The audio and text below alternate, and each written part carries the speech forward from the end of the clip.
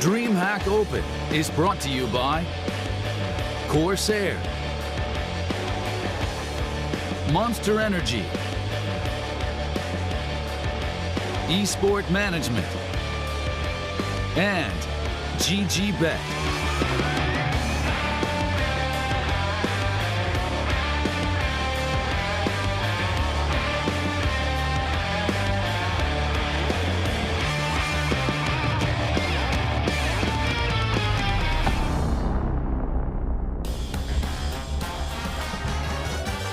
A few teams have already been sent home packing, but at least they get to experience the beauty of what you're seeing right now. We are live down here in Rio de Janeiro, Brazil for DreamHack Rio Open 2019.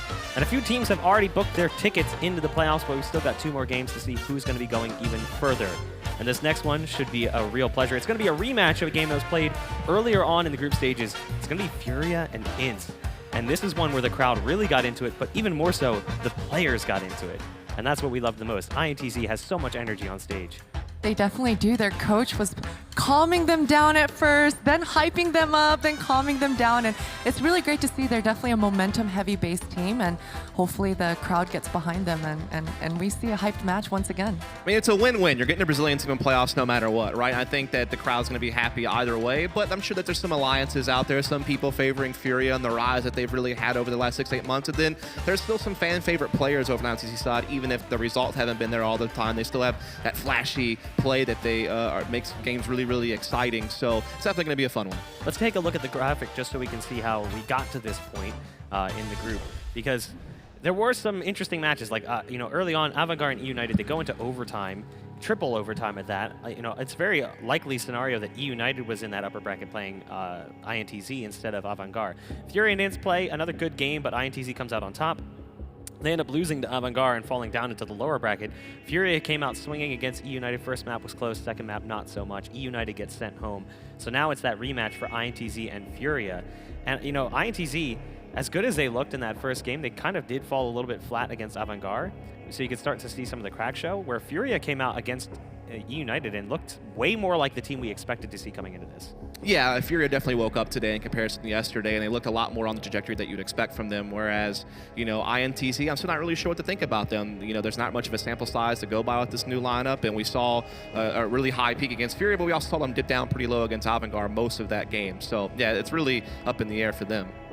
And the differences between the first and second match, because they were both on Mirage, but however, they played both maps so differently, and so it is a little worrisome because that consistency isn't there. I expected INTZ to perform more strong than they showed, but they were pushing and feeling that desperation, those desperation plays that they started pulling out. I don't know if it was because it was towards the end of the day and they were getting a little more tired, but yeah, it was definitely 2 very different maps from them, although it was the same map. Now, Dust, you have 3 reasons why for this matchup. What are they? Indeed, it's a little bit different. We're not picking a winner. I'm just talking about why this is going to be a banger. This is going to be a really fun match to watch. And here's the reason why. We're in Rio. We got an all-Brazilian crowd out there, and we have an all-Brazilian brawl to go with it. And you have so many big names on each team that have very storied histories throughout their time playing CSGO. The mind games that come in, the passion that's there. I feel like you want it more when you're playing against a rival from your own country. And so it's always going to be fuel added to the fire of what would already be a really great game based on the talent that these teams have. Then let's look at each team. My second reason, Furia is really in form right now. They've done so well throughout this year, qualifying for the minor for Katowice, doing well enough at the minor to make the major, had a couple of cool maps once there. They also qualified for DreamHack Masters Dallas. They're on the verge of breaking into some of the pro leagues. They're regularly beating some of the middle pack pro teams from North America. You can definitely tell the trajectory of this team is really going in the right direction. A lot of great players on that team as well in all the respective roles. Then we look over at the other team, INTZ. Man, are they so explosive whenever they're feeling it, particularly KNG with that AWP. He's such a crazy playmaker, so many highlight reel moments. It's a little bit of feast of famine over on INTZ because they don't really have like as much of a structural backbone as Furia does when it comes to strategy. But when they are going for those big plays and when they do work, it's so much fun to watch, and that's why this game is going to be an absolute banger to follow. Now, this is coming into one of the most important aspects of this match. It's going to be the map veto, because that's really going to determine whether or not Furia is going to have a leg up over INTZ, who probably has a little bit more crowd strength behind them just as a brand in Brazil. INTZ is a huge brand, in Brazil for esports. So there's probably a lot of INTZ fans out there watching right now. Dust, you know, you're Mr. Maps. What do we have going on here? I think it should be pretty standard, and I think Furia should ban Dust 2 and INTZ should ban Nuke. So I think that probably shouldn't really change him. I think that Vertigo will get floated. I wouldn't be like crazy surprised if Vertigo is like a sneaky pick by someone, especially if you're INTZ and you're kind of coming to as an underdog. Yeah, you won Mirage yesterday, so maybe you go for that, but you've also lost this Team Mirage several times. And before yesterday, INTZ had lost all 4 times they played against Furia in different qualifiers and such, or at the minor included in that as well. So I think that if you're INTZ here, maybe you do have to kind of go for something a little bit wacky to give yourself an edge in the series. If it goes to standard maps that it's usually kind of gone, like Mirage, you know, some of these other maps like that, then you might not have as much of an edge. I wouldn't be surprised if we see Mirage again. It seems like INTZ has a lot of confidence on Mirage, and as we mentioned, that second time that they played it, it was so different than the first initial time that they played it.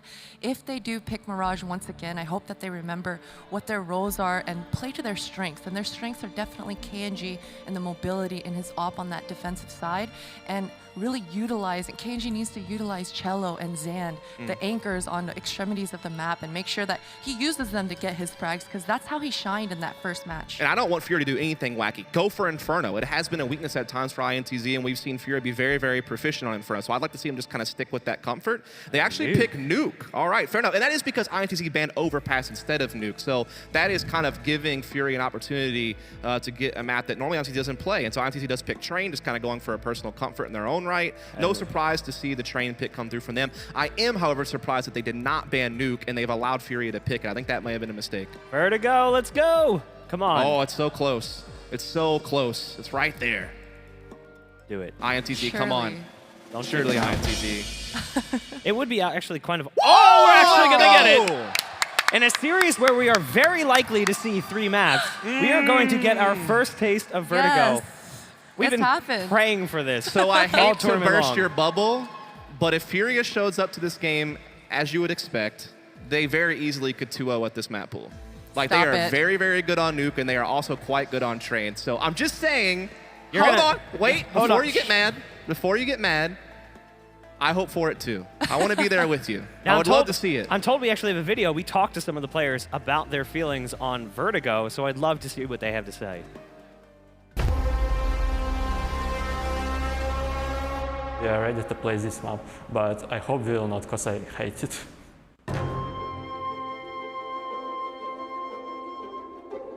What can I say about Vertigo? Vertigo is a map that really is not done yet. It's amazing. Yeah, I think it's fun. It's interesting. I'm pretty positive to Vertigo. Actually, it was weird in the beginning, but we started playing the map, so we kind of like it right now. It's a completely different map than any others. It's like 4 maps in 1 map. You have a lot of fights up and down, and it's a little bit weird, but you get used to it, and it's pretty fun. City side on Vertigo is always like retakes. I think they're gonna play a lot of retake, especially towards A, because that's like the site is really hard to defend. There is no way like you can hold angles on A side, because terrorist always comes there pretty fast and you can't even take your position. It's kind of messy when because it's all close and you can do rotations really fast. Everybody on my team is aggressive, and I think Vertigo is a really good map for aggressive players, so I think we're gonna be pretty good on it. I never thought that Vertigo would be a competitive map. It's always good to like freshen up the map pool. It makes the game more dynamic. It makes lower teams get a better map pool. I'm really glad that Valve did this, and I think they should do it with more frequency. It's kind of refreshing for Counter-Strike to have one more new map.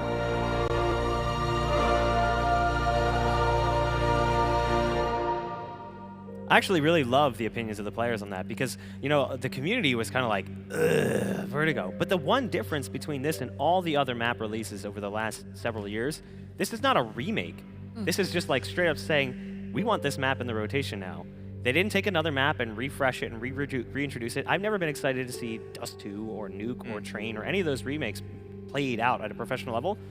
this, I actually want to see play because I don't know what to expect. I think it's kind of a throwback to like what happened with Overpass way back in the day. It's a very similar situation. A brand new map. There's no, ties to the history of CS. When you look at it, it's very much a whole new project, and I think it's kind of wild. I think weird was the key word you kept hearing. I think that's a great way to sum it up.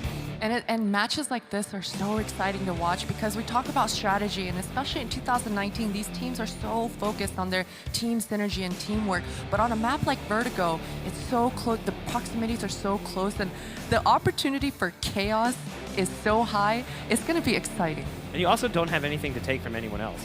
Yeah, exactly. It's not like right now where everyone is kind of like, hey, what's Astralis doing? Let's just copy that as best we can. It's like, you don't know. It's really just the mechanical, pure, raw skill that we're going to be able to see. So I'm sure we're going to be seeing a lot of highlight clips, a lot of multi-kills, just snappy aim, because these players aren't used to the angles. They're not used to seeing the enemies in the same choke points over and over and over again. So you're going to see people jumping off the map and cratering. You're going to see a lot of TKs. You're going to see a lot of surprising moments in this match for sure. And now we're looking at INTZ on your screen right now. And the thing with this team is that, again, they're very feast or famine, right? I mean, we saw them yesterday. KNG, a fan favorite, of course, had a big day yesterday with his AWP, his trusty weapon of choice. Did great. But the thing is, outside of beating Furia yesterday, we don't know much about this team. The only other thing they've really played offline is EPL with a whole different lineup. They have only just recently brought in Destiny and Yell. Yell's only just recently become an in-game leader. They're relying on a system that is very much reliant on individual play and aggression. They don't really have very many pages to the playbook. So they're a team that is going to be really reliant on momentum, like we've talked about already, and they're going to be reliant on their playmakers, particularly KNG with AWP. I will say this, though. Destiny and Cello played way better yesterday than they have in the past. So it was good to see that they had some other players on the team who could step up and help out KNG. Definitely, and I think INTZ really have to stay focused here, not lose sight of what they want, what their goals are, and what they want to accomplish here. Because as you mentioned, they are very not practiced. They only had 1 day prior to coming here. However, these players are very familiar with each other, and they have played together in the past, if not now. So they have a little bit of a synergy already in there, and you definitely saw that in their first match on Mirage. I think they just have less win conditions. I think they have to focus on very particular things. They don't have many other options to go to if those few things don't work. But you look over at Furia, there is a lot more diversity here. You have someone like Art, who you just saw on your screen, who's an in-game leader, an opper, and also an entry fragger with an op or with a rifle. He's definitely, again, a very Fur-S type player, very wild, does all these crazy plays. On CT side, he holds these crazy positions and forward angles, so definitely hard to deal with. Then you have the guy like Caserado, who is like the more passive force of the team. He's like the rock that you can rely on time and times again to clean up things in the mid to late round situations, and he's been oh so consistent. And then you have Yuri, who's a really good entry rifler. They have a deep map pool. Tactically speaking, they're also quite deep, and we're looking at the comparison here between these two AWPs, and obviously Art's played more games than KNG, so that's why the kills are going to look a little bit different. But what you can see is that the KPR is almost equal, the KD ratio almost equal. Both of these guys are having massive impact so far this tournament, as you'd expect. They definitely have been having a lot of impact, and when they faced off against each other yesterday on Mirage, KNG kind of got the better of Art. Art was a little bit slow, a little bit quiet. He was missing a lot of those shots, but today, a whole new different Art, a whole new different Furia. And so if they bring it to KNG and challenge him, throw some flashbangs, then I think it's going to be a little bit of a different story for sure. I think the pressure's really on Furia. I mean, they're the ones who decided to come to this tournament instead of going to EPL. They're the ones that haven't been to very many lands. I mean, outside of the minor and the major they just played, the only real other lands you can think of goes way back to the middle of 2018, whenever they had a really good run at that Zotac Americas Cup in their debut with this team to kind of introduce themselves to the world. They beat some pro NA teams there, like Complexity United. So this is now finally their chance after they've been racking up wins in all the semi-pro leagues in North America and challenging the pro teams and all these online qualifiers and doing well. They qualified for Dallas again. So it's like, all right, let's see it now on land. Go get that trophy. It's yours. You're on home soil. The field is open for you to make this thing happen. They didn't start off well yesterday, had a great game earlier. Now, come on, let's live up to it. And I've got to remember to ask these Furia players the exactly. eyes closed? Yeah, the eyes closed, and thing. whenever the camera's coming over, that level of concentration, I need to know what they're thinking. Yeah, you compare that to the opposite side, finger guns, and like hamming it up with the camera, and highly energetic, two polarizing teams. Dust, predictions. What are you thinking at this one? It's tough. Again, I think I have to go with like the overall picture over the last 6 months rather than just what I saw in one brief moment yesterday. And when you think about that, I have to go with Furia. I think this is their moment. Like I picked them to be potential finalists before the tournament even started, and I'm not going to stray away from that. I definitely have to go with Furia here as well. They look like a whole nother team. Serado's playing more loose. He's styling on E United earlier today. I have faith. Furia. I'm going to go with Furia as well, and the reason why is because yesterday they were really slow starters against INTZ.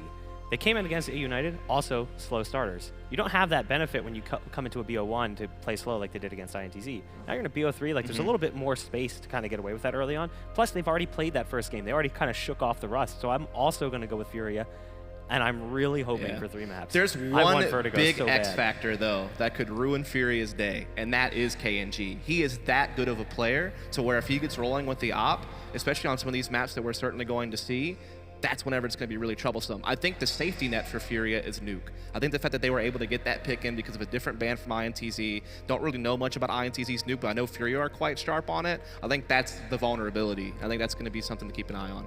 So does that mean you're rooting for INTZ in map 1 so that we can get a 1-1 and go to Vertigo? I mean, it would be fun to see Vertigo on land for sure. We saw it a couple of games at Copenhagen games, and we've seen it online here or there, but still not much of a sample size to look at. So yeah, certainly it would be fun to see a map 3, especially not only for us, but for the crowd. Like, I'm sure they would love to see a lot of amazing Counter-Strike. The crowd was cheering so loud when Vertigo was picked. Every time that Vertigo has been an option, like it's down to the final 2 maps, you could hear like the crowd starts to build, and then if it's not Vertigo, it's just like, oh.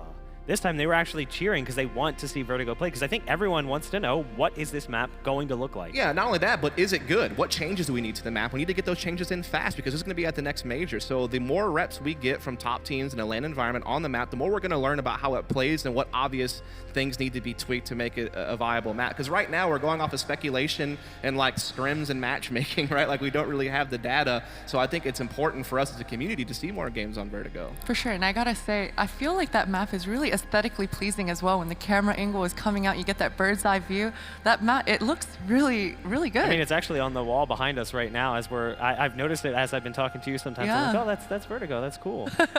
You guys have been voting along with us here in the Twitch chat to see who you think is going to be taking this one, and I feel like it's going to be a little imbalanced, and it is. So Furia has a heavy edge. That actually matches the odds as well with GGBet, who was a little bit heavily skewed for Furia. So I don't think anyone's really looking at that best of 1 yesterday. They're going more like you does. They're looking historical. They're saying, yeah, INTZ played well in that best of 1. They also dropped the ball in the second one. And Furia has already warmed up today. They look back on to the same level of play they're normally at, and they've just had a more impressive run over the last year or so.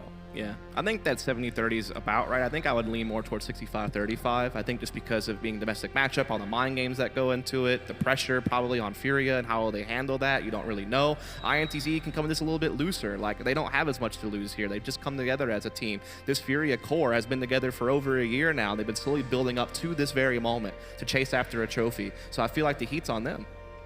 Definitely. Yeah, this is going to be a really tough one. I mean, my heart says that Furia can take this, but if INTZ comes out swinging and they have the same energy they had yesterday, can Furia counter that? Because again, 2 totally different teams. High energy, loud, calm, quiet, reserved, team play, really strong individual play. It's going to be a difficult hurdle. I just think that Furia at least has more opportunity to make adjustments. They have a more seasoned in-game leader. They have a deeper playbook. They have different styles of play they can bring, where INTZ is a little bit more reliant on one particular style, one particular type of action. So I think that may be the difference maker if this series gets tight, that Furia might have a little bit more to go to. Well, we did lose Scrawny and Launders, so unfortunately we're going to have to go with another bald man himself and a Risk as well. We've got Tombiz, we've got Risk. Guys, what do you think? Is Vertigo going to be played? I think so, yeah. I think we could go all the way. I haven't casted Vertigo before. I played it a bit, so this is going to be very interesting. I think this could go all the way to the third map.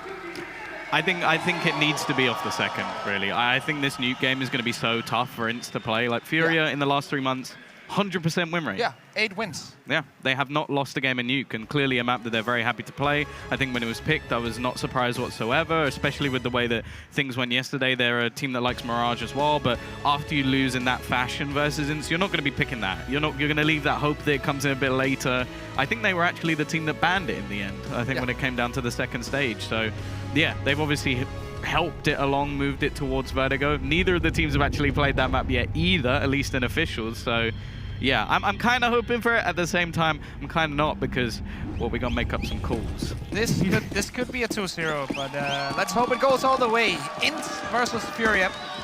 KNG versus Serato. It's going to be a good match. And straight, and we can already see the outer take coming in from the T side, looking like they might try and wrap in towards this A side. Plenty of players already there from the CT side, however, so going to have to take a bit more of a battle. And Quesarado has managed to get himself a little bit of a sneaky position around the vents. This will be great for holding off any rotations, but actually, Art tries to wrap around. Yell is more than aware, and they have managed to get the man advantage. So much map control right now for Furia from the beginning of the round. They got hold of outside for free, the yard for free. Yes, they lose a man in that early duel, but they get this bomb plant for free as well. And they can play 4v5 post plant. Quesarado in the vent. This is where he shines. The first one. Second one will be dropping in soon. Yeah, and that's the thing, there were 3 players around the event. They kind of needed that control. Yeah, now exactly. they've got to go the long way around. Yuri is going to be waiting again. It's just the patience of Furia. He's not quite able to do what his teammate managed just seconds ago, but will be taking another angle. Needs to get a kill here and does. And actually still holding it down. He's got the support of Vinny as well. Leaves it on to KNG and Yell. Now, KNG had a fantastic pistol run in the game yesterday, able to clutch things out. Yell just not able to connect, and the clock is ticking. It won't matter in the end. Furia will take the round anyway. Very dangerous that in the pistol round, just because of that one frag from Quesarado in the vent, they don't double drop into that vent. That's already now showing that they are afraid of the opposition. That is such a bad mental state to be in before the game even goes live in that first round. And I hope that's not going to affect them too much, the INTZ guys, going into the rest of this game, because Quesarado in that vent with the Glock, like, you cannot stop him. Yeah, I think that was going to be a very difficult kill to take unless you sort of do the like pop dog from train strat where you're just like on each other's heads. It is very possible to do, but if you fear your opponent, like, that's not going to go well, and it's just a bad sign to begin with. Yeah, especially with the Glock where you can just sort of just spam and hitting a USP falling headshot. It's definitely not the easiest thing in the world to do.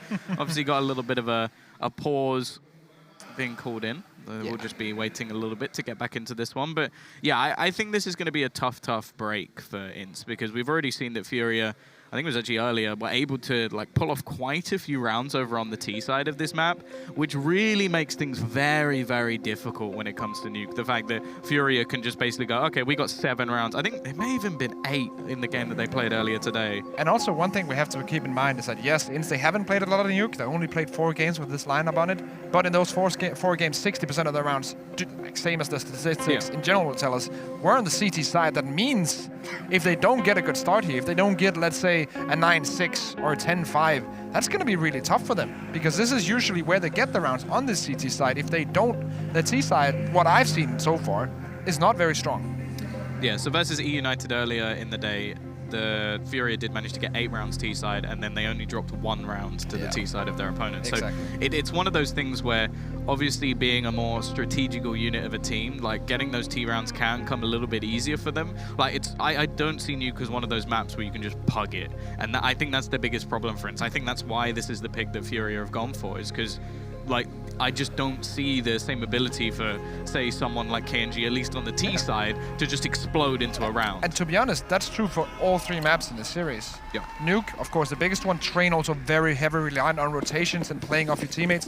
Vertigo, because it's so new, if you have something on it and the opponent has nothing, that's going to make such a big difference. At the same time, I feel like you could probably black that one a little bit more because the CT side setups are not quite going to be there. Yeah. Either way, 1 HE currently on Yell. Other than that, nothing invested. So just hoping to maybe tag him down a little bit. Headshot onto Yuri. He doesn't have any head armor, so he's a little bit lucky to get away with that one. 1 HP. And you don't really want to give a scout over. The dirty tags that you can pull off with that weapon can actually help the USPs quite significantly to pick off a kill or 2. So it's a good thing he's still standing. Once again, strategically, Furia has went for almost the exact same strategy. Go for outside control with the map, and go into the downstairs area, get the bomb planet, play whatever post plant you can, find your positions. In this situation, Sand and the boys from INTZ, they're just trying to pick off a couple of kills. They know this round is not winnable. They're just trying to maybe get a weapon, get something done, get in the heads of your opposition. They know this round is over.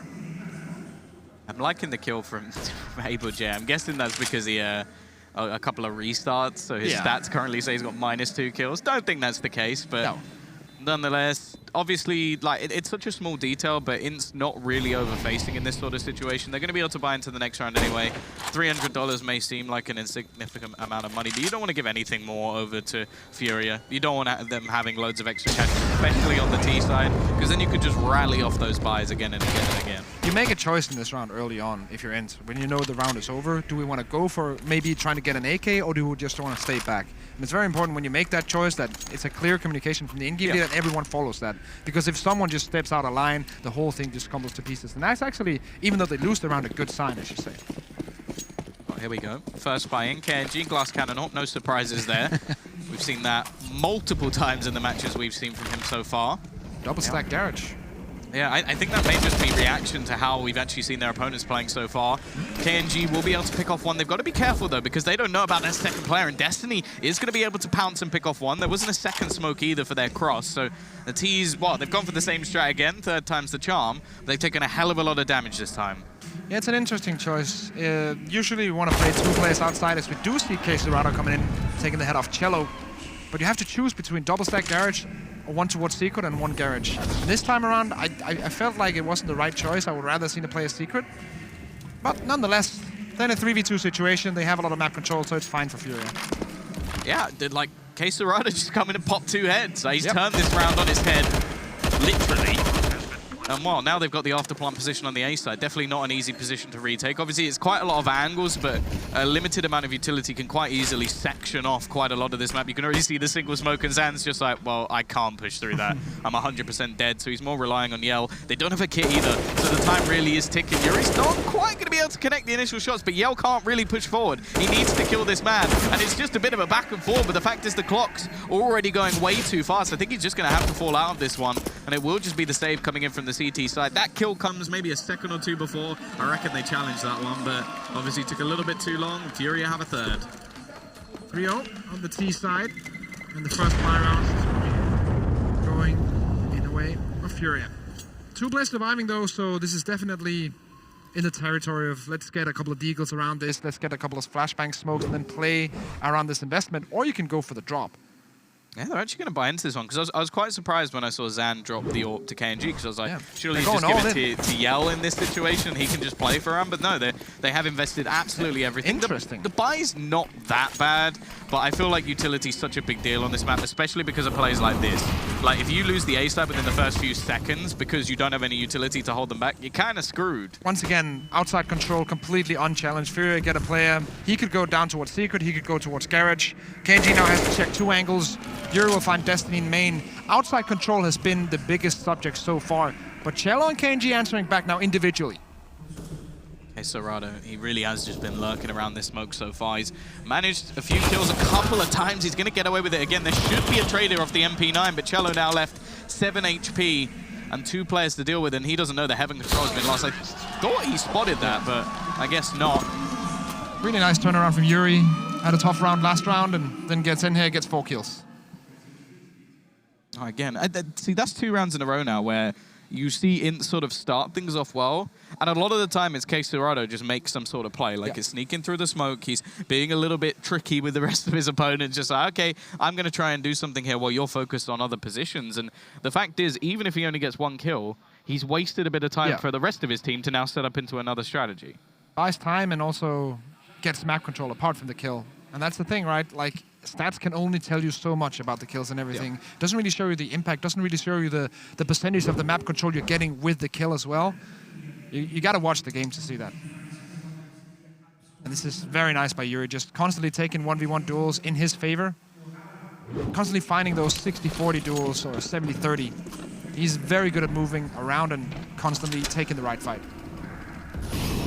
Once again, we're going to see a bit of investment coming in from the CT side. This time it's not so much of a detriment as the loss bonus has sort of maxed out, but these are sort of scary times. We're still on Nuke, we're still on that CT side stronghold, and the fact that Furia already have 4 rounds and there's only been 4 rounds is very, very worrying. Like, you'd expect them to be able to grind out another 3 even if things go completely wrong. Even if they lose the remaining rounds of this first half, Furia, this is still doable. I think then momentum would probably play a bigger part, and I think for INTZ that's actually going to be one of their biggest strengths, is if they can get some momentum rolling. Because we already saw it yesterday in the game that they played, that when KNG versus Avangard was just getting bogged down and taking these aggressive fights, he wouldn't stop. He would just keep doing them and dying again and again and again and again. So he needs to get off to a good start here, otherwise we could just see him getting, say, maybe 11 kills, which just for him, not enough. Double stack ramp for the CTs, all rotated down, and the T side, after initial map control, deciding to smoke it, go back. So the CTs already felt they're rotating down. That means Keller has to push forward, and he will be caught out.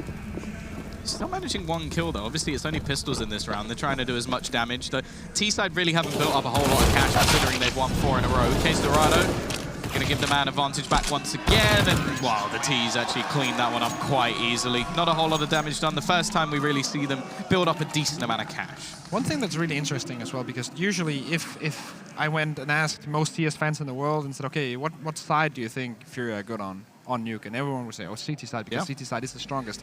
It might also be because they have a 16-6 and a 16-4 and a 16-2 in these statistics, but they actually win 56.25% of the rounds on the T side of this map, which is very unusual due to how the fact that Nuke is currently played in this meta. Yeah, well, I feel like it's always been the way it's always been played. But obviously not just this meta. Yeah, it's still not as CT-sided as it used to be. Obviously, we were looking at almost like 13-2 halves, but that depended on pistols. I still remember casting Very Games versus Nip and both teams going 14-1 on CT side, and then going OT. Well, I'm sure there's been 15-0s even. Yeah. Like, that's how ridiculous that map sort of became. Now it's there was one in 2012 between those two exact teams. It's much more plausible to get T rounds. At the same time, what they do is very impressive. But we're going to see if we can have anything here. Kanji not going to be able to hit his initial shot, but the wraparound from Destiny is going to be caught. He's been playing a similar position, but this time finally wins himself the duel. And actually, I quite like this from the T side. Like, they had the option to push through that. You could see the temptation there. But after the failure of their initial battle, they're actually going to fall back. They're going to reposition, try and take control of ramp. Shot will actually be hit by Yell, but he doesn't get himself the kill. They're still trying to push forward onto this battle. We spoke about this secondary ore being just as deadly as the first. He's going to be able to take down a couple of players along the way. Vinny also tagged just to 8 HP. He hit that shot as well. KNG, however, is not actually going to spot the man crossing over. Able J will be able to get towards the site. The bomb can go down here. Will at least give extra money over to the Ts.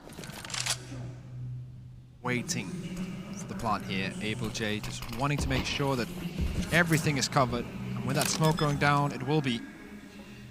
So 2v4 post plant for Furia. They've done a good job so far. But can they continue? Sand dropping in with the Orc, and now it's just on Able J. Not going to get anything out of that.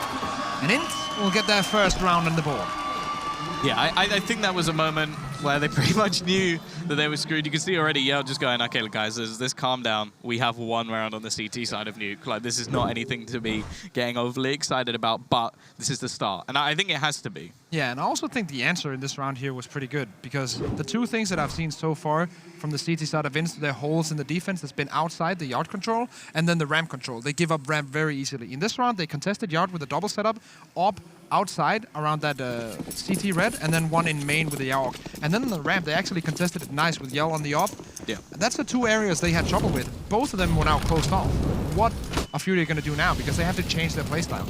Yeah, it looks like they might be about to go a little bit faster. Already you see Art trying to sneak his way through. Now, they've done this multiple times. Case Dorado's done this numerous times to try and get into position, but they're actually speeding things up a lot. Like, already trying to get around the angle. Case Dorado's going to get the opener. Destiny has a lot to do. He can't quite get the second player, and now this is where the sort of flaw in that strategy becomes, because, yeah, they had a lot of outside control. Yeah, they had the AWP, but they only had the 2 players to fight versus 5.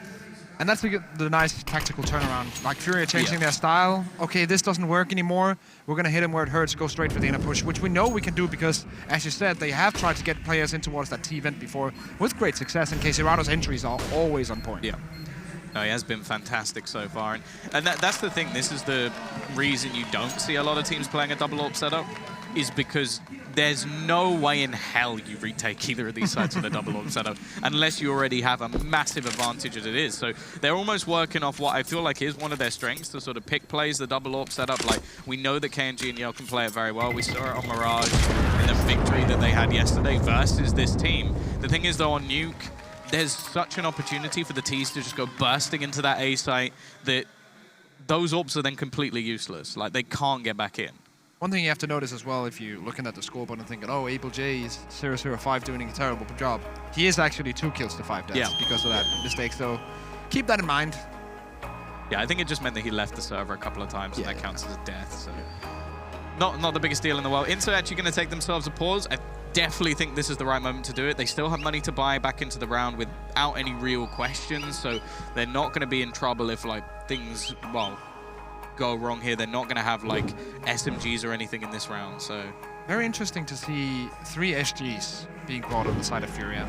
2 of them being brought in from the last round. And I imagine that means that well, I would say that they're not going to go straight into A again, but at the same time, we actually saw them do that in the last round and find the kills anyway. Two of the players who tried to go in first were actually the SG players, so it is very viable. But it's not a buy that we see a lot, like triple SG setup. We see one, maybe 2, maybe 1 and an AWP on the T side, not usually on Nuke T side. But 3 SGs is a change of pace. You need to get 5, and then you can be the SG unit.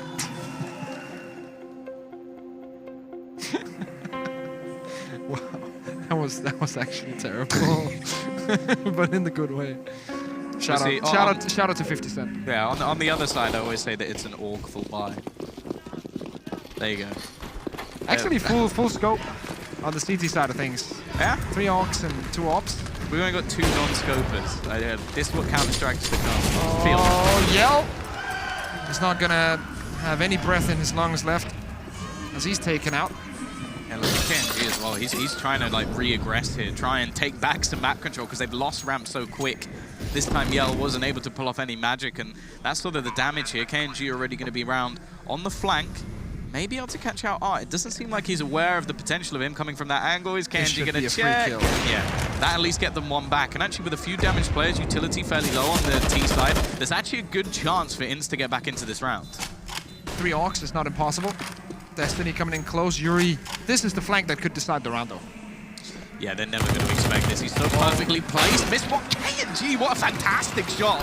Thing is, though, Vinny's there as well to finish off 1 more. Leave it back onto just 2 players. They have a kit onto Destiny, but they need to get on that bomb fast, and it's not going to be happening. Furia will close them out. Now money does start to become a little bit of an issue. Still, KNG has $9,000, so they will be able to do a little bit of juggling. At the same time, though, we're already at 7 rounds for Furia on the T side. Like, this is when I said at the beginning of the game, this is not the map I expect INTZ to win.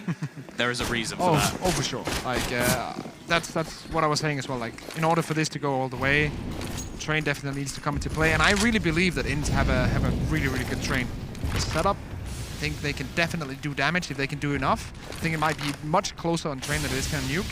But there's a chance. But I firmly do also believe that Furia will win this map. They are too good on Nuke. It's kind of like the Brazilian Astralis. They just don't lose on this map.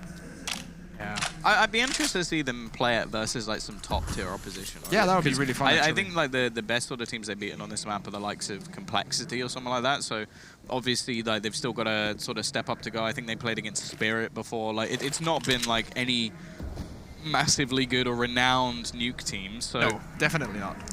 But I'll be interested to see like if they were to play against somebody good, like how many T rounds they're actually going to be able to get, because they do definitely seem to have like solid reads when it comes to these sort of rounds. Like the second they see a double orb, they burst in towards that A site. And even then after that, they then go back to ramp and manage to just completely overwhelm the player there anyway. This time, once again, they're going to try and just burst into A. And the thing is, the CT side have just had a horrible time trying to defend this site. The utility forcing them out of angles. They then have outer control as well. They're almost just playing with their food. Yell has the only opportunity. And you can see Quesarado's waiting for the cavalry to arrive. Zan needs to do something, and he does eventually pick off 1. But now they know where he is as well. I'm actually surprised they're going back in towards the A side here. They could probably double back towards B. Instead, they're going to take the bomb forward, but it doesn't matter. Art is quick with the trade, and that almost just shows the confidence of Furia. Yeah. They could have very easily just planted that bomb on B. Yeah. Sand with 3Ks, of course, changed this round a bit, but I want to highlight the play that they started out with. Basically, the first smoke towards main, they know that there's a CT vent player. They have the perfect setup. Pop flash straight in front of him. Molotov to follow that up. That one CT vent player is dead. There's no way he can do anything in that situation. And that's such a good read by Furia, knowing, okay, we can kind of take advantage of this. We can explode the door. We can throw the smoke. We can kind of isolate him. And then we can play 5v4, go into a site. And when Furia does this on Nuke, they rarely lose in that situation. Well, 4 spies continue for INTZ. I think they're starting to get into that situation where we go, we can't really save anymore. We just don't have the rounds left. It doesn't even need the scope at this point, but KNG will. They'll finish him off up close, and it's going to leave it back into a 3 versus 4. The thing is, even with advantages, we've seen INTZ throw it away. This is a fairly solid one. Quesarado's still standing. He's sticking with the classic, the AK-47. They are going to be able to get themselves towards the ramp and look to try and switch things up. Even in the rounds they've lost, we've seen them get the bomb down. So that's why the money's never really become a problem. Vinny's going to be pushing forward, but he can't quite close out Destiny. And now Quesarado left in a pretty horrible situation. The door kind of gives him away. He's still going to be able to get close to finishing off Cielo, but the spray battle's not going to go in his favor. And there we go, the passion of the coach. Second round on the board, we saw Yell saying calm down, whereas the coach definitely not calm. Yeah, at this point, I think it's fair enough that he hypes them up because they need to believe in themselves. They were literally down 1-8. Yes, if you get one round and it's 1-5, 1-4, you don't need to get hyped. But when you're this far behind, you just need to do everything, every single bit of positivity you can and bring that into the squad. They need that confidence right now. They need to bring this back and take at least 5-6 rounds on the CT side, or else the match is already done. Oh, Destiny. Oh, that is painful. Through the smoke, Quesarado gets that entry without even seeing his opponent. And Art's now going to finish off KNG as well. This is just falling apart. This seems to be the return of Furia. Like we said this in the matches we saw previously, that they may like lose a round, but the next round they come back 10 times harder, 10 times stronger. Yeah. And well, INTZ, 3 players left to try and fight back from them again being set back. The second you think you have a weakness in Furia, they're just going to do something else, and you'll have to use a couple of rounds to figure that out. They've got into heaven, I think. I'm pretty sure that Yuri, this is just a position that they never were going to expect. They lost complete outer control and didn't adapt in any way, shape, or form, so that's going to be a very easy cleanup. And I think that's been the biggest problem for this INTZ, is if they don't get the opening kill, if they don't get the man advantage early, they lose. That is true. So Yell, all on his lonesome, trying to get the crowd to help him. Oh, he was bang on.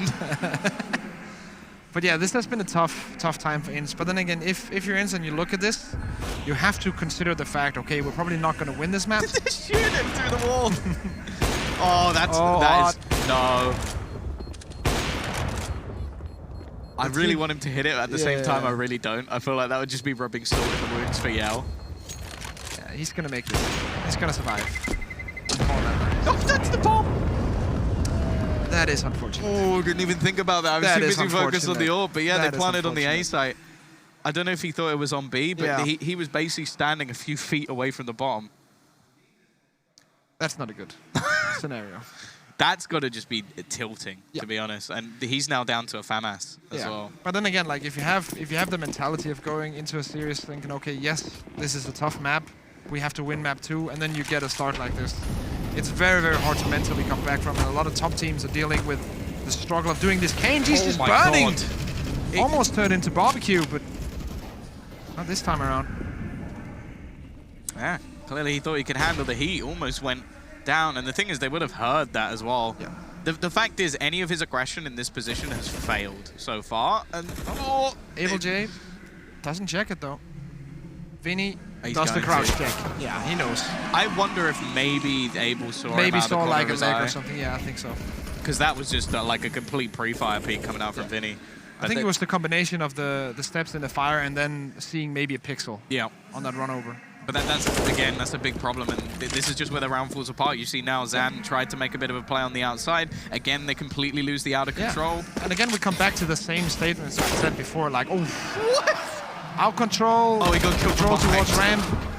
If they don't get that first duel, that second duel, INTZ, they just have no chance of winning the round and turning it.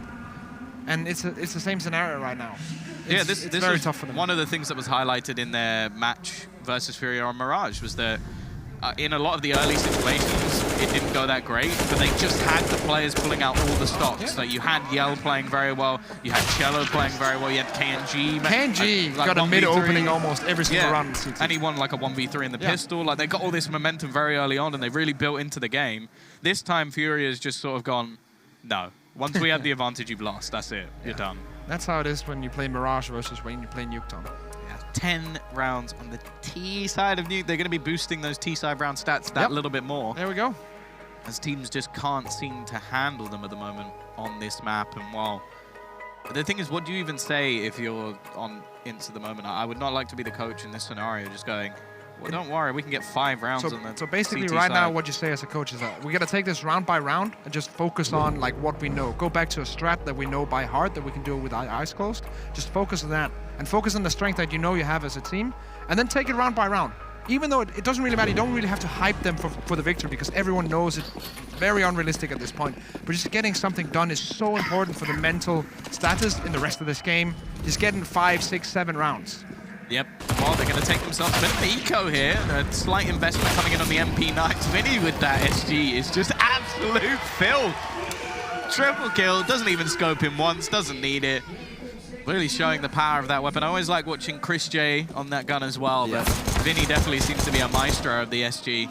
And while Yell, only one left alive, hoping for a couple of 1-bigs, maybe pad the stats a little bit, but it's not going to happen. Vinny has just absolutely slaughtered them. Furia are, well, just destroying INTZ in this moment. Yeah, Furia. Actually, like, of course, coming from Europe, I don't have that big of an interaction with the Brazilian Counter-Strike scene, but coming down here, like, they had a booth outside, they have fans all over, jerseys all over the place. Seems to be a really big fan-favorite team. Of course, everyone cheers for the likes of let's say, like a K Serrato or a KNG because they're big names, but Furia as a brand actually seems to be something that a lot of the Brazilians directly connect with, which is awesome to see that you can kind of grow that.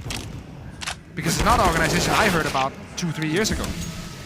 Nice start this time, though. The aggression of the CT side, this time with weaponry, has worked out wonderfully. Art still trying to play around this smoke, and he will succeed as well. That's the thing that starts to get a little bit almost worrying when you're watching this team. The fact that they have really struggled around that sort of A door, the squeaky door. Yeah, the smoke control in this situation from the T side, going out of the T door is perfect. They have the first smoke going down, opening up that first left flank kill into the side. The second that duel comes in, the secondary smoke towards main shuts off the rotation. It's so good. Their T side has been amazing so far. Destiny, though, has been one of the sort of glimmers of hope for this inside. Still been able to do some work over onto that A side, and this time has himself a triple. All right, Tom. This round is going to go outside. From the T side, they're going to take outside control because now they went inside a couple of times. They're going to plant B. It's going to be post-plant like 5v4. They even bought a P90. Then they might actually go ramp now. I would think that they just run straight into the A side if they go P90. No, there's no way. Really? No, they go ramp. No, they are going ramp. That's the idea. Like, no, don't go inside again. But, yeah, I don't think that's the right choice, but that's just my opinion. Oh, I don't know. He goes to P90. Oh, KNG, quick on the flick. Pop goes the head. Art not going to be able to get those sort of BM P90 kills. Horrible gun. Should be banned. Love it. I do not. Yuri. Yeah. Going to be looking to try and push a little bit further forward. K Serrato's got a fantastic position, and Zand is completely unaware. What started off so well, again, just seems to be swinging back into Furia's favor. The AWP of KNG has hit the deck, and again, he's just able to just dominate around this ladder position. Like, they have not been able to do anything against K Serrato. To be fair, wherever he's gone on the map, he's pretty much dominated so far in this game. Bomb goes down, Yuri's going to catch out Yell, and it's left on to Cello and Destiny to try and bring this back. But the fact is, they do have a kit, but they've got no utility to section anything off. They just have to find themselves the picks. Post-plant B, not the way that I imagined it, and I don't think this is the best way to go about the start of the round, but they end up here. They end up where they wanted. They end up where they have the biggest chance of winning, and now Cello in the 1v3, this is not going to happen. Like, this has to be a legendary play if he pulls this one home. Has to pretty much step up to the maximum here. He's managed to find himself the first kill, but he's so desperately low on HP. 14 is all he has to deal with, and Able J will be there to put him down. Furia with an utterly dominant first half, and well, to be honest, this is going to have to be a massive turnaround from INTZ after a short break.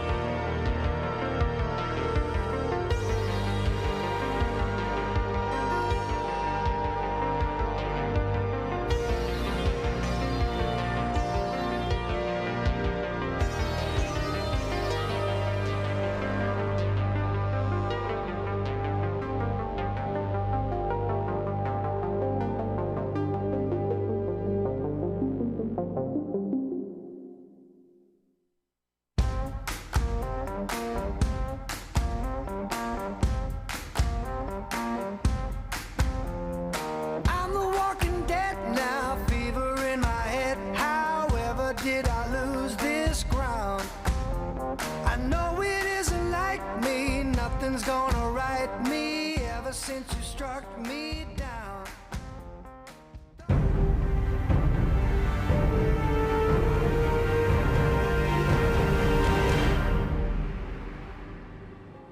Hello and welcome back to Nuke. Furia versus INTZ, and Furia in the driving seat of this game. 12 rounds to the 3 of INTZ, and now switching to the CT side, Tom.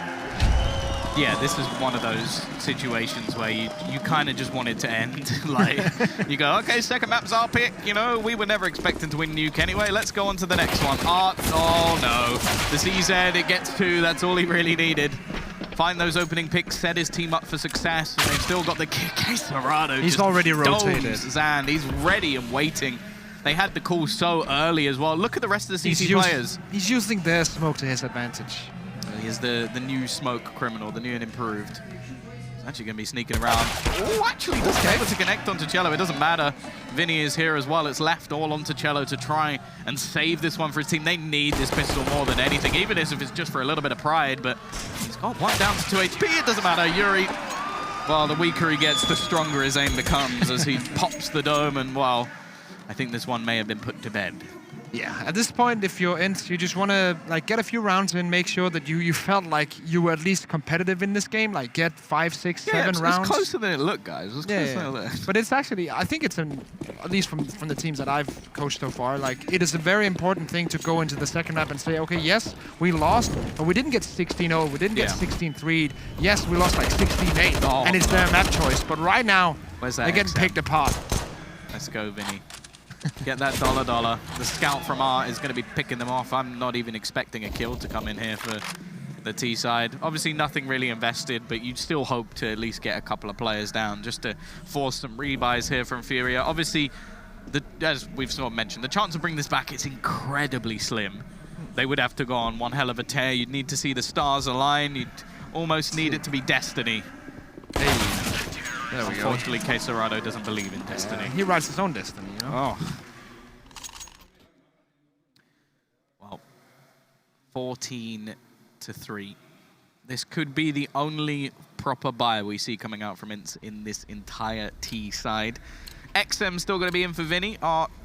Guessing there's a gun on the plot. Yeah, he's going to have himself a couple of MP9s. So a little bit of a bonus round, although bonus rounds have become a little bit of a myth based off...